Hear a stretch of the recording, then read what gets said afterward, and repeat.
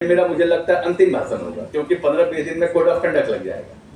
लेकिन जिस जगह पर मैं खड़ा हूँ ये वही हॉल है और पीछे प्रोजेक्टर भी लगा। हमको लगता है कि पीछे प्रोजेक्टर से इस हॉल का पुराना रूप भी दिखाइएगा। जब हम पहली बार इस हॉल में आए थे उस वक्त हमको महसूस हो रहा था कि भाई हम विज्ञान एवं प्रौद्योगिकी मंत्री हैं, तो हमको लगता है कि गलती से ये विभाग हमको मिल गया, क्योंकि हम आर्ट्स के छात्र थे।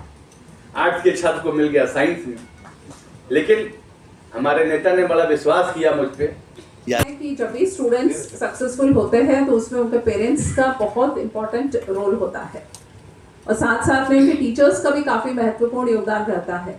तो आज यहाँ इस कार्यक्रम में उपस्थित हमारे बच्चों के गार्डियंस और टीचर्स को भी मैं बधाई देना चाहूँगी कि आप लोगों की मेहनत की वजह से ये स्टूडेंट्स अपना मकाम हासिल कर पाए। और आज जानते हैं कि आज इंजीनियर्स डे भी है। इंजीनियर्स डे के दिन भी मैं यहाँ पे उपस्थित सभी इंजीनियर्स को भी बधाई देना चाहूँगी। एंड इंजीनियर्स डे का महत्व आप लोगों को बताने की मुझे ज़रूरत नहीं है, आप लोग बहुत अच्छे से जानते हैं कि इंजीनियरिंग का आजकल क्या इम्पोर्टेंस है।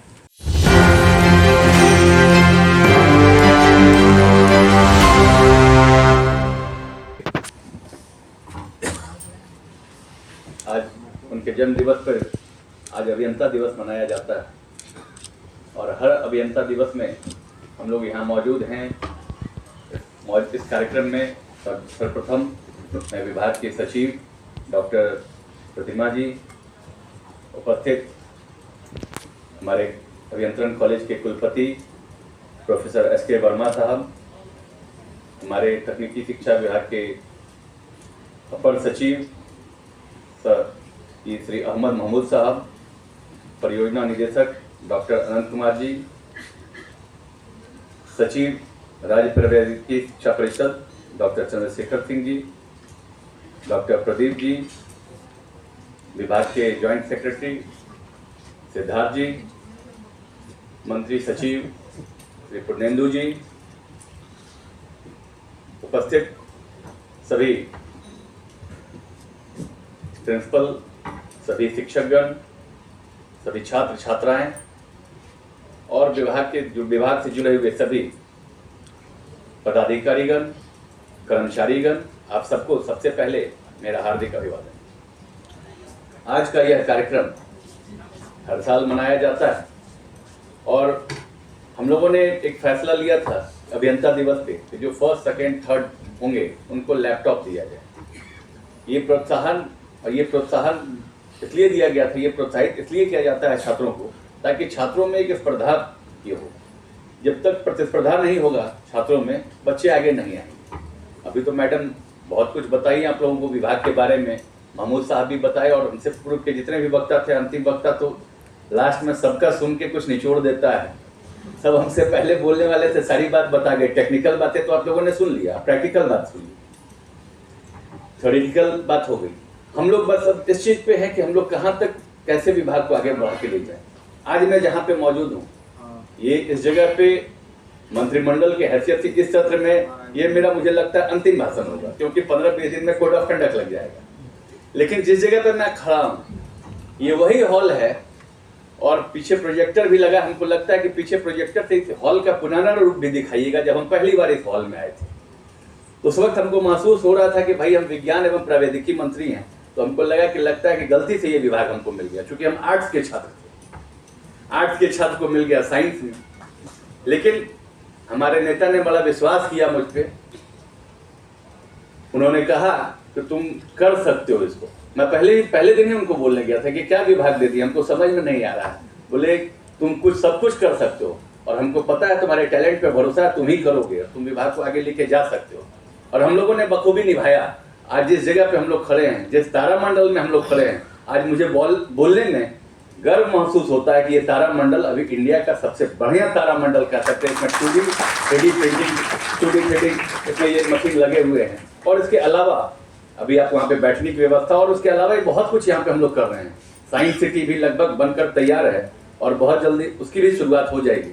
हम लोग लगातार काम कर रहे हैं और इसी में मेरा एक सुझाव मेरे विभाग के सभी पदाधिकारियों के लिए भी है कि आप लोग इंजीनियरिंग के छात्रों को 1, 2, 3 वालों को लैपटॉप देते हैं, पॉलिटेक्निक वाले को 5,000, 4,000 और 3,000 ये राशि हम चाहते हैं कैश ना देकर इसको भी काइंड में चेंज कर दिया जाए, उनको भी लैपटॉप दे दिया जाए, ताकि वो भी हम ये उनकी उपयोगिता की ये चीज़ है।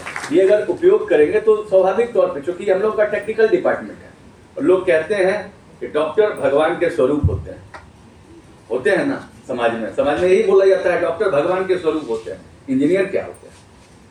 इंजीनियर असली विश्वकर्मा होते हैं, जो भगवान को रहने के लिए भी आश्रय देते हैं। और आज मैं आपको बता दूं, विश्वेश्वरैया साहब 2 दिन पूर्व जन्म लिए हैं, विश्वकर्मा पूजा 2 दिन बाद है।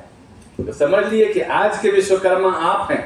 और जो भी समाज में बनता है, बड़ी बड़ी गगनचुंबी इमारतें, जो हाई राइज बिल्डिंग जिसको कहते हैं आप, अच्छी सड़कें या जो कुछ भी, ये सारी सड़कें, अच्छे बिल्डिंग, ये अगर कोई बना रहे हैं तो ये समझिए आज के हमारे समाज के विश्वकर्मा बना रहे हैं, मतलब अभी के इंजीनियर्स बना रहे हैं। इसलिए आप इंजीनियर्स का बड़ा अहम रोल है। मैं देखता हूँ कुछ सोशल मीडिया पे या कुछ करता है कि कुछ अगर वैसे करना हो तो इंजीनियरिंग करा दो। अरे इंजीनियरिंग करा दो, आप वैसे इंजीनियर की बात नहीं करें, वैसे डॉक्टर की बात नहीं करें, वैसे पॉलिटिशियंस की बात नहीं करें, एक्सेप्शन हर जगह होता है, वैसे प्रोफेसर की बात ना करें। अच्छा आदमी होगा, जो टैलेंटेड होगा, टैलेंट को कोई नहीं रोक सका है, टैलेंट हमेशा आगे बढ़ के आएगा। और जो मेधावी है उसको कोई नहीं दबा सकता, मेधा को कभी कोई दबा नहीं पाया है। जिस तरह जल की धारा को कोई रोक, कॉलेजेस के होंगे आपको देखेंगे और वो भी ये सोचेंगे कि हम भी आपकी तरह बेहतर कर सकते हैं। तो आप लोगों को बहुत बहुत बधाई। और मेरा हमेशा मानना ये है कि जब भी स्टूडेंट्स सक्सेसफुल होते हैं तो उसमें उनके पेरेंट्स का बहुत इम्पोर्टेंट रोल होता है और साथ साथ में उनके टीचर्स का भी काफ़ी महत्वपूर्ण योगदान रहता है। तो आज यहाँ इस कार्यक्रम में उपस्थित हमारे बच्चों के गार्डियंस और टीचर्स को भी मैं बधाई देना चाहूँगी कि आप लोगों की मेहनत की वजह से ये स्टूडेंट्स अपना मकाम हासिल कर पाए हैं। और आज जानते हैं कि आज इंजीनियर्स डे भी है। इंजीनियर्स डे के दिन भी मैं यहाँ पे उपस्थित सभी इंजीनियर्स को भी बधाई देना चाहूँगी। एंड इंजीनियर्स डे का महत्व आप लोगों को बताने की मुझे ज़रूरत नहीं है, आप लोग बहुत अच्छे से जानते हैं कि इंजीनियरिंग का आजकल क्या इम्पोर्टेंस है।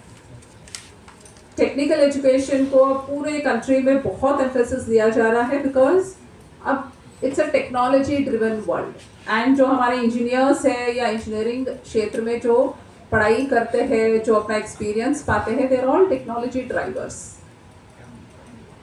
अब जैसे आप लोगों ने सुना होगा, एक ईज ऑफ डूइंग बिजनेस जैसे होता है, ईज ऑफ लिविंग भी एक होता है। तो ईज ऑफ लिविंग या लोगों का ज़िंदगी को और आसान बनाने के लिए टेक्नोलॉजी का यूज़ हर एरिया में होता है एंड उसके लिए हमें इंजीनियर्स की रिक्वायरमेंट होती है। आप कोई भी क्षेत्र को नेम करिए, जैसे एग्रीकल्चर हो, इंफ्रास्ट्रक्चर हो, रोड्स है, ब्रिजेस है, स्पेस है, even for that matter education, health, कोई भी एरिया हो, उसमें बिना टेक्नोलॉजी के अब काम नहीं हो सकता है। लोगों का ज़िंदगी अगर और आसान हमें बनानी है तो will have to be dependent on the technology. And technology के लिए हमें इंजीनियर्स की ज़रूरत है। इंजीनियरिंग स्ट्रीम में जो हमारे बच्चे एजुकेट होते हैं उनकी ज़रूरत हमें है। एंड दुनिया ने इसका इम्पोर्टेंस बहुत जल्दी समझ लिया है। आप लोग समझते हैं कि अब तो स्कूल्स में भी STEM education, I think you are aware about what is STEM education, science, technology, engineering and mathematics. अब तो ये फर्स्ट स्टैंडर्ड, सेकेंड स्टैंडर्ड के क्लास में भी इंट्रोड्यूस किया गया है। So that is the importance of technology. And आप लोग जानते हैं कि हमारे माननीय मुख्यमंत्री ने इसका इम्पोर्टेंस बहुत दिन पहले ही समझ लिया था। उन्होंने टेक्निकल एजुकेशन पे इतना एम्फेसिस दिया है कि 7 निश्चय में उन्होंने संकल्प लिया था कि हर जिला में हमारे यहाँ पे एक इंजीनियरिंग कॉलेज एंड कम से कम एक पॉलिटेक्निक कॉलेज की होना बहुत ज़रूरी है। एंड आप लोग समझते हैं इसका क्या इम्पोर्टेंस है। आप लोगों को, यहाँ के बच्चों को पहले बाहर जाना पड़ता था for their technical education, higher education. अब तो आपके अपने ही जिला में कॉलेजेस उपलब्ध हैं जहाँ पे आप लोग लगभग निःशुल्क टेक्निकल एजुकेशन प्राप्त कर सकते हैं। तो इनका ये विजन था। और 7 निश्चय पार्ट 1 में हमारे माननीय मंत्री महोदय के कुशल नेतृत्व में विभाग ने ये अपना जो टास्क हमें दिया गया था उसको हम लोगों ने पूर्ण कर लिया है। अब हर एक जिला में हमारा कॉलेज जो है, पॉलिटेक्निक हो या इंजीनियरिंग, वो अपने भवन में चलता है। उसका एक अच्छा इंफ्रास्ट्रक्चर भी बना हुआ है। टीचर्स को रहने के लिए हम लोगों ने रेजिडेंसेस बनाए हैं, बच्चों के लिए हॉस्टल्स है, अच्छे क्वालिटी के लैब्स है, लेबोरेटरीज है, लाइब्रेरीज है और भी इसमें और एडिशंस हम लोग करते जा रहे हैं, वो ईयर ऑन ईयर हम लोग उसका एडिशंस करते जा रहे हैं। अब हम लोगों का सबसे ज़्यादा एम्फेसिस जो हम लोग अब कर रहे हैं, जो 7 निश्चय 2 का भी हमारा संकल्प रहा है, टेक्निकल एजुकेशन का क्वालिटी हम लोग किस तरह से बढ़ाएं। ये बहुत ही इम्पॉर्टेंट है, क्योंकि मेयर इंफ्रास्ट्रक्चर से काम नहीं चलेगा, हमें अब क्वालिटी पे भी ध्यान देने की ज़रूरत है। तो सबसे इम्पॉर्टेंट चीज़ है जो क्वालिटी में हमें एनहांसमेंट करनी है। तो ये हम लोगों को ये डिटर्मिनेशन था कि हम लोगों का जो सत्र है वो समय से प्रारंभ हो और सारा क्लासेस रेगुलरली कंडक्ट हो, एग्जाम समय पे हो एंड रिजल्ट्स भी हमारे समय से डिक्लेयर किया जाए। एंड ये मुझे ये बताती हुए बहुत खुशी है कि हमारे एसबीटी ने और हमारे बिहार इंजीनियरिंग यूनिवर्सिटी ने समय से इस बार अपना सेशन शुरू किया है। ये पहली बार ऐसा हुआ है कि पॉलिटेक्निक और इंजीनियरिंग की पढ़ाई हम लोगों ने 28 जुलाई से हम लोगों ने फर्स्ट सेमेस्टर के क्लासेस प्रारंभ कर दिया है। और हम लोग ये इंश्योर कर रहे हैं कि सेशंस हमारे रेगुलरली चले। कभी किसी कारणवश यदि छुट्टी हो जाती है या कुछ भी होता है तो हम लोग एक्स्ट्रा क्लासेस या आफ्टर द करिकुलम भी हम लोग ये करके इसको कंपनसेट कर लें। बट हमारा उद्देश्य है कि जो टाइम फिक्स किया हुआ है उसमें बच्चों का डिग्री प्राप्त हो जाए, एग्जाम समय से कंडक्ट हो जाए, तो ताकि बच्चों को अपना आगे का प्लेसमेंट्स में प्रॉब्लम नहीं हो। अब सेशन को हम लोगों ने समय से